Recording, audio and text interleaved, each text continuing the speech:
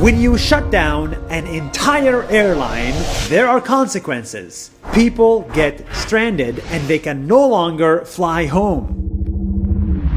Right now, millions of tourists are stuck in countries that are not their home countries. They find themselves alone with little money, little support, away from their family. Because it's literally impossible and illegal to fly back home. Everything that I'm reading on Twitter and Facebook is saying that the people that are following through with that are unable to get anywhere. So what are these millions of people supposed to do?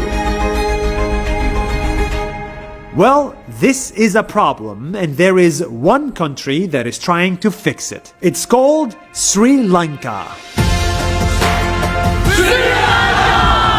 In a small town in Sri Lanka called Ella, 14 tourists got stuck with no money or home. They couldn't fly back, and they couldn't afford a hotel. And that's where Sri Lanka hospitality really shined.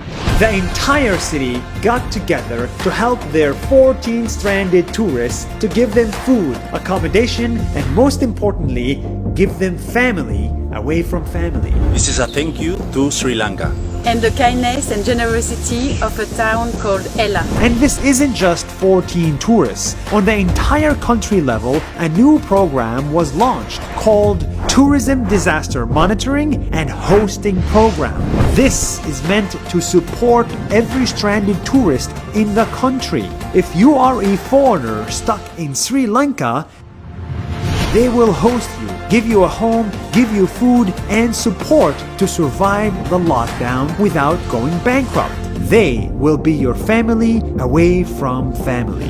More people need to be aware of these programs because, you see, Sri Lanka is actually not a rich country, it's a developing one. And the truth is, 12.5% of their economy is built on tourism. Tourism used to be the lifeline of the country, and now tourism is dead and the economy is suffering. But even when tourism went down to zero, Sri Lanka continued to treat tourists with dignity and respect. During good times, they love tourists. During bad times, they help tourists. Right now, in many other countries, tourists cannot fly home all around the world, and many of them may not be able to afford a hotel in a lockdown. They too need to be taken care of. Let's hope that tourism comes back to life, and when it does, maybe in 1 year or 2 years, us tourists should finally pay back Sri Lanka for these acts of kindness. We should visit their country, stay in local hotels, and help